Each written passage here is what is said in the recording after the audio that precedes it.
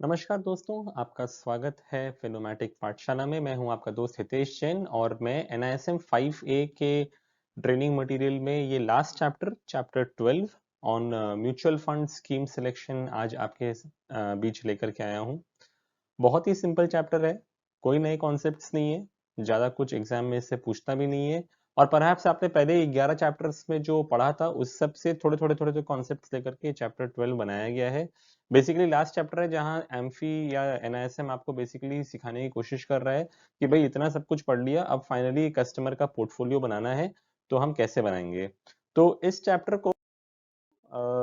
में हम बहुत कुछ सीखने वाले हैं। इस चैप्टर में हम स्कीम सिलेक्शन, रिस्क लेवल्स कैसे देखेंगे स्कीम्स के, अकॉर्डिंगली उसको कैसे चॉइस करेंगे, फंड का परफॉर्मेंस देखेंगे और अल्टीमेटली स्कीम परफॉर्मेंस देखने के बाद में क्या डूज एंड डोंट्स हम देखेंगे जिसके बेसिस पे हम इन्वेस्टमेंट करेंगे। इस चैप्टर में सिर्फ ये बताया गया है। इस चैप्टर को शुरुआत करने से पहले अगर मैं बोलता हूँ कि हम सब म्यूचुअल फंड डिस्ट्रीब्यूटर्स जो एक क्लाइंट के फंड का एनालिसिस करते हैं या उनको इन्वेस्टमेंट रिकमेंडेशंस देते हैं, अल्टीमेटली हम कौन हैं? हम बेसिकली एक पैसे के डॉक्टर हैं, जहां पर हम एक मरीज का इलाज करने की कोशिश करते हैं ताकि हम उसको बेटर रिटर्न्स दिला सके with risk as per risk profile. अब आप सोचो कि अगर दवाई का डॉक्टर होता और कोई पेशेंट मेरे पास में आता और मुझसे बोलता कि भाई मेरे को ये तकलीफें हो रही हैं, तो क्या होता? सबसे पहले जब मैं उसका प्रिस्क्रिप्शन बना रहा था तो मैं उससे पूछता कि भाई तुम्हारे लेट्स से मैं उससे पूछता कि तुम्हारा एज क्या है, तुम्हारा height, weight, blood pressure, pulse, oxygen levels वगैरह मैं चेक करता उसका और उसके बाद मैं उससे पूछता कि बताओ तुम्हें क्या क्या तकलीफें हैं और अकॉर्डिंगली मैं उसको चेक करता और फिर मैं उसको दवाइयाँ लिखना चालू करता। This is what a doctor does, right? अब मैं बोलता हूँ कि हम सब एक पैसे के डॉक्टर बनने जा रहे हैं, तो सिमिलरली अगर मुझे एक कस्टमर का असेसमेंट या एक क्लाइंट का असेसमेंट करना होगा तो मुझे उसके सबसे पहले इन्वेस्टर नीड्स को जानना जरूरी होगा कि भाई अगर वो मेरे पास में आया है, इन्वेस्टमेंट करने के लिए आया है, तो वो क्या चाहता है? वो चाहता है कि उसका पैसा एक कंपाउंडिंग वे में ग्रो हो और उसके लिए वेल्थ क्रिएशन वो करना चाहता है, या वो चाहता है कि भाई सर पैसे ऐसे जगह पे इन्वेस्ट कर दो जिससे मैं महीने महीने कुछ पैसे निकाल सकूं और मैं अपना रिटायर्ड लाइफ जी सकूं, या वो आपके पास आया है बेटर टैक्स सेविंग ऑप्शंस जानने के लिए, या वो लिक्विडिटी मैनेजमेंट करने के लिए आया है कि भाई सर पैसे करंट अकाउंट में रहेंगे, इससे अच्छा आप कुछ रिटर्न्स दिलवा दो। So you have to first understand the investor need, then you need to understand the risk profile of the investor. आपको जो हमने चैप्टर 1 में पढ़ा था, अगर आपको याद होगा, we need to understand and assess the need to take risk, the ability of a customer to take risk and his willingness to take the risk. So ये तीनों चीजों को देखने के बाद में हम समझ पाते हैं कि भाई क्लाइंट का रिस्क एपेटाइट कैसा है, वो कंजर्वेटिव इन्वेस्टर है कि अग्रेसिव इन्वेस्टर है। ये चीजों को जानने के बाद हम उसका एक एसेट एलोकेशन करना चाहते हैं, जहां पर हम कहते हैं कि भाई तुम्हारा इतना पैसा हम इक्विटी में डालेंगे, इतना पैसा डेट में होगा, गोल्ड में होगा, फिक्स रिटर्न इंस्ट्रूमेंट्स में होगा। हम उसके लिए एसेट एलोकेशन करते हैं। इसके अलावा हम इन्वेस्टर का एज भी देखते हैं, ऑल्दो इट्स अ मिसनॉमर टू से कि जो यंग एज का इन्वेस्टर होगा he would be having a more risk appetite, and जिनका एज ज्यादा होगा उनका रिस्क एपेटाइट कम होगा। ऐसा जनरली नहीं है, आपको इन्वेस्टर से बातचीत करके ही समझ में आएगा कि उस पर्टिकुलर इंसान का रिस्क एपेटाइट क्या है। इन्वेस्टमेंट टाइम होराइजन देखना भी बहुत जरूरी है, क्योंकि डेफिनेटली इट मींस कि अगर किसी के पास में लंबा समय है इन्वेस्टमेंट होराइजन या टाइम होराइजन का, तो डेफिनेटली मैं उसको कुछ ऐसे इंस्ट्रूमेंट्स दे सकता हूँ जिसका रिस्क थोड़ा ज्यादा है but over a period of time वो रिटर्न भी ज्यादा देता है। So I need to understand the investors time horizon, and in the end I need to finalise the core and satellite portfolio for customer. तो core portfolio का मतलब होता है कि वो स्ट्रेटेजिक पोर्टफोलियो जिसको कि मैं टाइम एंड अगेन चेंज नहीं करूंगा, राइट, उसको मैं मेंटेन रखूंगा। और सैटेलाइट पोर्टफोलियो वो होता है जो कि मैं मार्केट के अनुसार, इन्वेस्टमेंट अपॉर्चुनिटीज के अनुसार कभी कभार कुछ ना कुछ टिंकरिंग करूंगा। For example in current pandemic times I feel that let's say pharma companies are going to do well, and hence I decide to allocate a small portion of my client's portfolio into, let's say, a pharma fund. So that small portion of the portfolio would be called as a satellite portfolio, whereas the main portfolio that I had made for the customer is called as a core portfolio. So ultimately मैं आपको ये बताने की कोशिश कर रहा हूँ कि जैसे वो एक डॉक्टर आपका पूरा जांच करने के बाद प्रिस्क्रिप्शन लिखता था, सिमिलरली अगर आप अपने कस्टमर का अगर स्कीम सिलेक्शन करना चाहते हो तो पहले उसके नीड समझो, उसका रिस्क प्रोफाइल समझो, उसका एसेट एलोकेशन करो, उसका एज, टाइम होराइजन, को दिमाग में रखते हुए अल्टीमेटली उसका आप एक कोर और सैटेलाइट पोर्टफोलियो बनाओ, राइट। अब हम बात करते हैं कि स्कीम्स, अलग अलग म्यूचुअल फंड स्कीम्स में रिस्क लेवल्स कितने हैं। तो यहाँ पर जो बुक में अपने को बताया गया है उसमें डिपेंडिंग ऑन वेरियस पैरामीटर्स वो बता रहे हैं कि सबसे कम रिस्की कौन सा है, सबसे ज्यादा रिस्की कौन सा है, या सबसे कम रिटर्न्स किस में आएंगे, सबसे ज्यादा returns over a long period of time किस में आएंगे। सो लेफ्ट टू राइट हम जब मूव करेंगे तो वैसे ही हमारा रिस्क और रिटर्न भी लो से हाई हो जाएगा। तो अगर मैं इक्विटी डेट के अंदर में अगर मैं सेग्रीगेशन करूं तो भाई सबसे कम रिस्क और सबसे कम रिटर्न लिक्विड फंड्स में आएंगे, राइट। उससे थोड़ा बेसी रिटर्न आपको डेट फंड्स में आ जाएगा। Hybrid fund contains both equity and debt, इसलिए उसके अंदर में रिटर्न कंपैरेटिवली और ज्यादा आना चाहिए, बट रिस्क क्योंकि इक्विटी घुस गया तो रिस्क ज्यादा है। And in the end equity funds that they have more risk and definitely they will give you more returns for a longer period of time. Debt funds की बात करूं, chapter 2 में हमने पढ़ा था there were 16 categories of debt funds, और हमने कहा था कि भाई डेट फंड्स की वोलेटिलिटी या जो रिस्क है वो होती है on account of credit events and on account of durations, right. तो आपने क्या देखा था कि sir duration is like a double aged sword, and if the interest rate moves in your favour then you get very good returns, but if it moves in the opposite direction then you can make very low returns or even negative returns. तो generally क्या होता है कि भाई जिसका duration सबसे कम होगा वो सबसे कम वोलेटाइल होगा या सबसे कम रिस्की होगा, और जिसका ड्यूरेशन सबसे ज्यादा होगा वो सबसे ज्यादा रिस्की होगा। सो डेट फंड्स के वो जो 16 कैटेगरीज बताए गए थे, अगर उसको मैं ड्यूरेशन के हिसाब से देखूं तो सबसे कम ड्यूरेशन होता है एक ओवरनाइट फंड का, जहाँ पे एक दिन के मेच्योरिटी के पेपर्स होते हैं। उससे थोड़ा बेसी होता है लिक्विड फंड का, जहां 91 डेज तक के पेपर फंड मैनेजर रख सकता है। अल्ट्रा शॉर्ट टर्म फंड्स जहां 3 से 6 महीने का पेपर होता है। लो ड्यूरेशन फंड जहां 6 से 12 महीने का फंड्स होता है, पैसे लिया जाता है। Accordingly short duration, medium duration, जैसे मैं राइट की तरफ मूव करते जा रहा हूँ वहां पे मेरे पोर्टफोलियो का ड्यूरेशन 1 साल, 3 साल, 5 साल, 7 साल की तरफ मूव करते जा रहा है। So that is the risk return hierarchy of debt funds. अगर किसी इन्वेस्टर को कम से कम रिस्क चाहिए डेट फंड्स में तो आप उसको ओवरनाइट फंड्स, लिक्विड फंड्स दे सकते हो।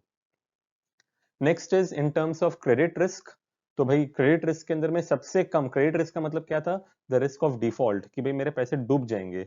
तो सबसे कम चांस पैसे डूबने का कहां पर होगा डेट फंड्स के अंदर में, वो होगा गिल्ट फंड में। क्यों? क्योंकि गिल्ट फंड के अंदर में आप अपने पैसे किसको दे रहे हो, आप अपने पैसे गवर्नमेंट सिक्योरिटीज या ट्रेजरी बिल्स में लगा रहे हो। सो गवर्नमेंट डिफॉल्ट कर जाएगी, इसका चांस सबसे कम है।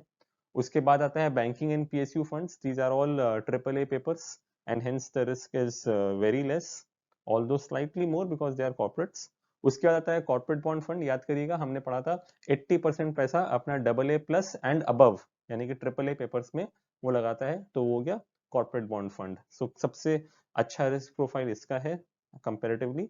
और उसके बाद अगर क्रेडिट रिस्क फंड की बात करते हैं तो आप याद करिए चैप्टर 2 में आपने पढ़ा था कि 65% और मोर of the money is into double A और below securities. So credit risk fund के अंदर में सबसे ज्यादा रिस्क है क्रेडिट का, मतलब पैसे डूबने के चांस वहां ज्यादा है, लेकिन ऑब्वियसली क्योंकि वो एक रिस्कियर पेपर को पैसे दे रहा है तो उसके रिटर्न्स भी ज्यादा होते हैं। So as I said, as I move from left to right, my risk is increasing and my returns are also increasing. अगर मैं इक्विटी म्यूचुअल फंड्स के रिस्क रिटर्न एपेटाइट की बात करूं तो भाई सबसे कम रिस्क कंपैरेटिवली लार्ज कैप में होगा, फिर लार्ज एंड मिड कैप, फिर multi cap, then mid caps and then small caps. And obviously we know that in small caps the risk, the volatility would be much more, and hence your time horizon should be large. But if you are able to hold on to that fund for that large time frame, then perhaps the small cap funds tend to give the highest returns compared to all other categories of equity funds. इसके बाद अगर मैं portfolio concentration की बात करूं कि भाई किसमें सबसे कम फंड्स हैं और किसमें सबसे ज्यादा फंड्स हैं, मतलब कितने कम स्टॉक्स हैं, ज्यादा स्टॉक्स हैं, तो सबसे ज्यादा स्टॉक होता है डाइवर्सिफाइड फंड्स के अंदर में, एंड हेंस उसमें कम रिस्क होता है।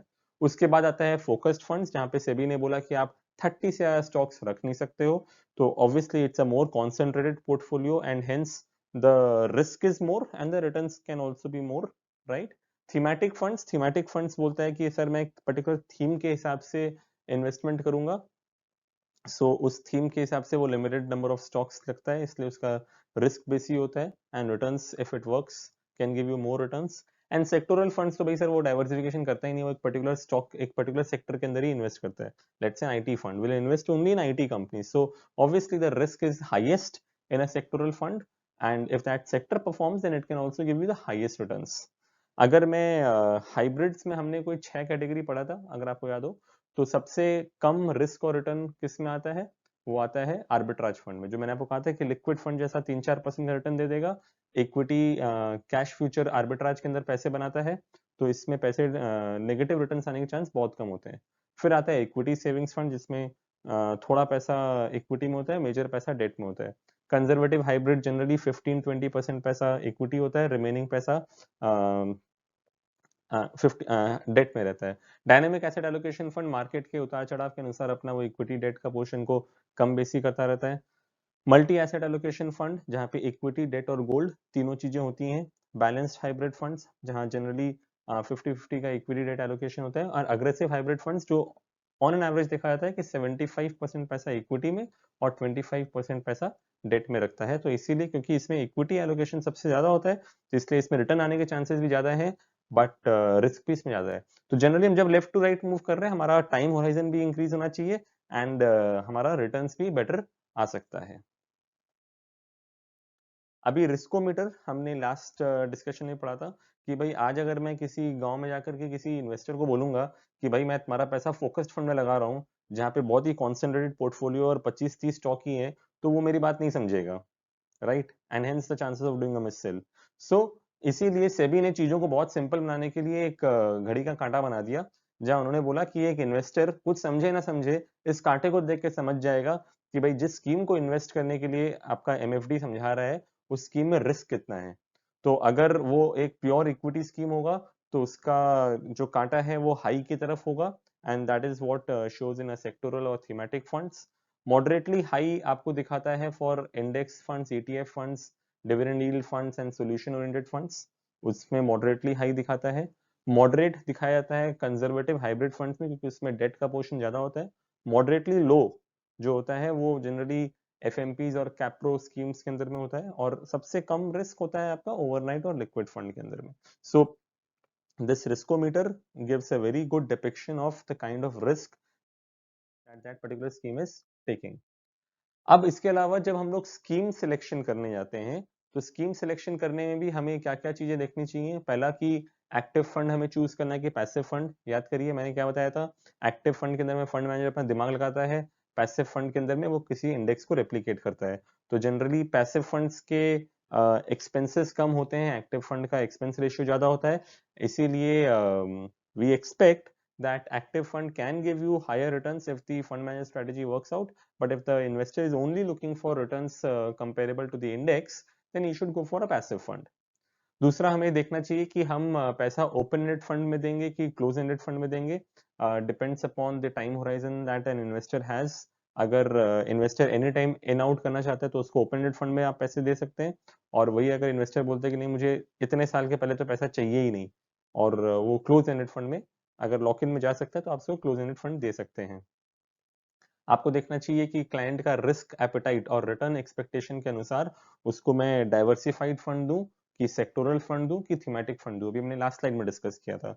सिमिलरली उसको मैं लार्ज कैप दूं कि मिड कैप दूं कि स्मॉल कैप दूं, depending upon his risk appetite, his need, his ability and his willingness to take the risk.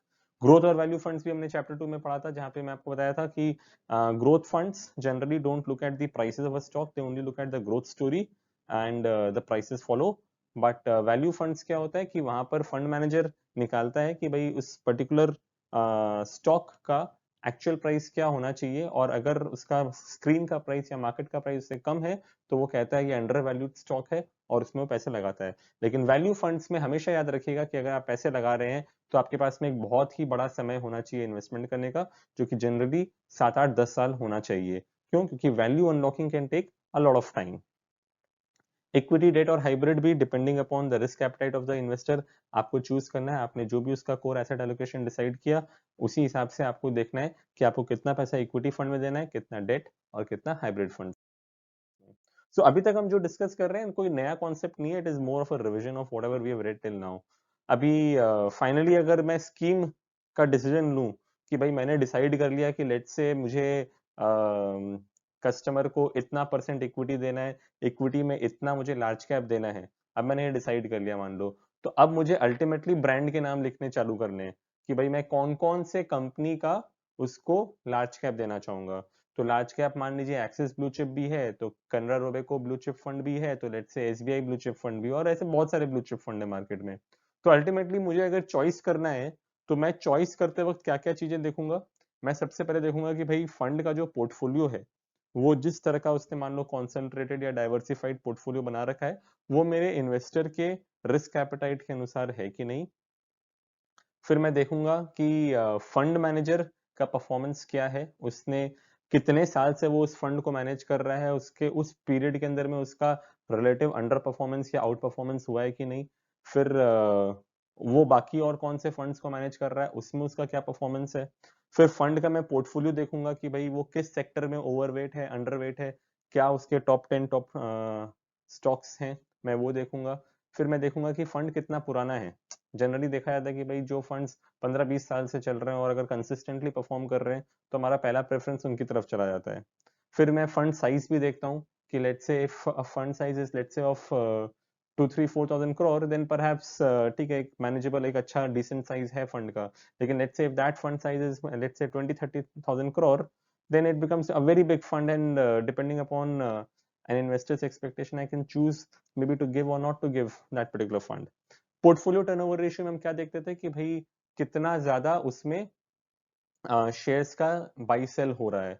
तो अगर किसी भी स्कीम का पोर्टफोलियो टर्नओवर रेशियो ज्यादा है इसका मतलब वहां पर चर्निंग बहुत ज्यादा हो रही है, which kind of shows that the fund manager is not so sure about the market conditions और the portfolio that is holding. So generally हम अवॉइड करते हैं उन स्कीम्स को जिसका पोर्टफोलियो टर्नओवर रेशियो ज्यादा होता है। And scheme running expenses, ultimately returns जो इन्वेस्टर के लिए बनता है वो कम हो जाता है on the by the expense ratio, right. तो अगर दो फंड्स का अगर एग्जैक्टली सेम परफॉर्मेंस है तो किस स्कीम का ज्यादा रिटर्न आएगा, जिस स्कीम का एक्सपेंस रेशियो कम होगा। तो अल्टीमेटली एक कैटेगरी चूज करने के बाद अगर मुझे ब्रांड चूज करना है कि मुझे कौन से एएमसी का ब्लू चिप फंड देना है, तो मैं ये सारे पैरामीटर्स जो मैंने आपको भी बताए, fund manager, performance, portfolio, fund का एज, साइज वगैरह वगैरह देखने के बाद ही मैं डिसाइड करूंगा कि कौन सा फंड अपने इन्वेस्टर को देना है। अगेन जो अलग अलग ऑप्शंस थे हमने इन्वेस्टर सर्विसेज चैप्टर में पढ़ा था कि हमको ग्रोथ ऑप्शन देना है, कि डिविडेंड पे आउट ऑप्शन देना है, कि डिविडेंड री इन्वेस्टमेंट ऑप्शन में पैसे डालने हैं। वो हमें डिसाइड करना होता है depending upon the requirement of the customer. So if the customer is looking for let's say compounding his wealth, then I would rather go for a growth option, whereas the investor, if he wants regular cash flows, then I would go for a dividend payout option. अच्छा, क्या-क्या चीजें हमें देखनी चाहिए, नहीं देखनी चाहिए, क्या-क्या चीजें अवॉइड करनी चाहिए at the time of selecting the funds. पहला बात, हमेशा सूटेबिलिटी चेक करिए, राइट। अगर कस्टमर को सेफ्टी की जरूरत है तो आप उसको 100% इक्विटी एग्रेसिव स्कीम्स नहीं देना चाहिए। दूसरा, जो भी आपने इन्वेस्टर का एसेट एलोकेशन बनाया उसको आप स्टिक करिए। ऐसा नहीं कि भाई आप हर रोज उसका एसेट एलोकेशन बदल रहे हो, वैसा नहीं करना चाहिए। You should keep a strategic asset allocation and follow that. Tactically आप थोड़ा बहुत चेंज कर सकते हो लेकिन मेन एसेट एलोकेशन को चेंज नहीं करना चाहिए। तीसरा, कभी भी हमें पास्ट परफॉर्मेंस को ब्लाइंडली चेंज नहीं करना चाहिए। इसका मतलब ये कि अगर मेरा फंड सिलेक्शन करने का स्ट्रेटेजी सिर्फ यही है कि मैं आंख बंद करके जिस फंड ने मुझे लास्ट 1 साल में हाईएस्ट रिटर्न दिया मैं सिर्फ वही स्कीम अपने इन्वेस्टर को समझाऊंगा, वो गलत है। Because past performance may not replicate. I need to understand the investment objective and the investment strategy of the scheme before giving it to my customer. At the same time, I have to keep a tab of all the taxes and loads that would be applicable for the customer. तो customer को अगर मैं किसी scheme से exit कराना चाहता हूँ तो मुझे जानना होगा कि उसका टैक्स इम्प्लीकेशन उसके ऊपर में क्या आएगा एंड उसको कोई एग्जिट लोड वगैरह तो नहीं देना पड़ेगा। And ultimately I have to develop a consistent methodology of scheme selection. So मैं जो भी पैरामीटर्स के बेसिस पे देख करके मैं अपना स्कीम सिलेक्शन करता हूँ, मुझे वो पैरामीटर्स को कंसिस्टेंटली अप्लाई करना जरूरी है। सो दैट्स इट दोस्तों, इस चैप्टर में कुछ भी नया नहीं था। I think I have not discussed one single new concept in this chapter. It was more of a revision of whatever we have read till now. So very simple chapter, बहुत जल्दी हमने खत्म कर दिया। क्वेश्चन आंसर पे आते हैं। Which of the following scheme categories would be considered as least risky credit risk के टर्म्स में। तो मैंने आपको कहा था कि भाई पैसे आप जब गवर्नमेंट को दे रहे हो in government securities fund which is called as gilt funds, तो वहां पे पैसे डूबने के चांसेस सबसे कम है compare to all the other categories. दूसरा क्वेश्चन है कि for an investor to get a quick sense of the level of risk involve in a scheme, SEBI ने क्या फ्रेमवर्क को बताया। तो मैंने आपको बताया था कि वो घड़ी का कांटा था जो तराजू टाइप का बना रखा था कि सबसे कम रिस्क और सबसे ज्यादा रिस्क, उसको हम कहते हैं रिस्कोमीटर। तो रिस्कोमीटर से इन्वेस्टर को आइडिया लग जाता है कि किस स्कीम में कितना रिस्क है। Third question is passive funds are safe as the NAV do not go down even when the market falls. Is this true or false?